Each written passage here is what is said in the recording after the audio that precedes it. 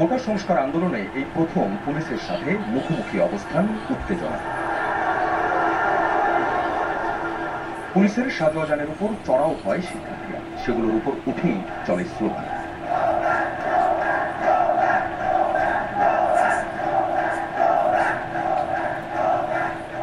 বৃহস্পতিবার বিকেলে ঢাকা বিশ্ববিদ্যালয় কেন্দ্রীয় লাইব্রেরির সামনে থেকে শুরু হয় বৈষম্য বিরোধী ছাত্র আন্দোলনের মিছিল। ক্যাম্পাসের বিভিন্ন সড়ক ঘুরে টিএসসি হয়ে শাহবাগমুখী হাজারো শিক্ষার্থী। উদ্দেশ্য শাহবাগ থেকে ফার্মগেট ব্লকেট।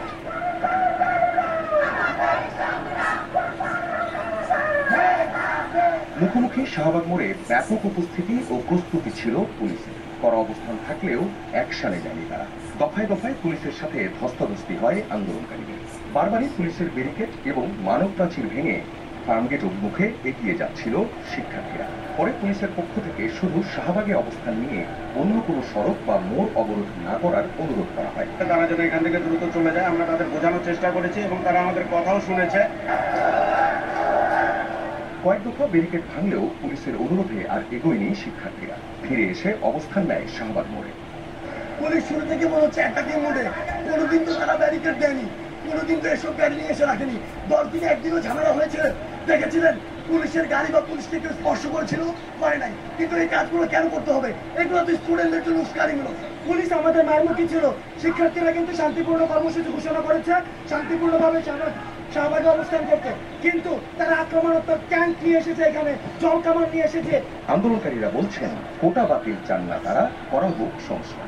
দ্রুত এই নিয়ে নির্বাহী বিভাগের কাছে সিদ্ধান্ত নেওয়ার কাজ করে। তারা আমাদের গুলি করবে, আমরা বুক পেতে দেবো, কিন্তু আমাদের দাবি না মেনে রাজপথ ছাড়বো না। ছাত্র সমাজের আন্দোলন মাথা দিয়ে বন্ধ করা যাবে না।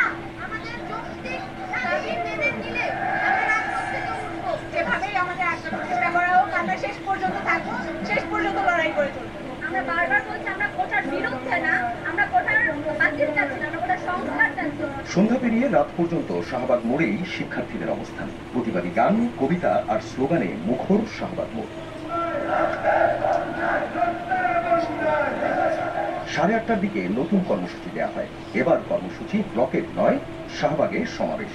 সারা দেশে যে হামলা করা হয়েছে, বাধা দেওয়া হয়েছে এবং যারা বাধা দিয়েছে তাদের বিচারের দাবিতে আগামীকাল বিকাল 4টায় সারা দেশের সকল ক্যাম্পাসে বিক্ষোভ মিছিল ও সমাবেশ অনুষ্ঠিত হবে।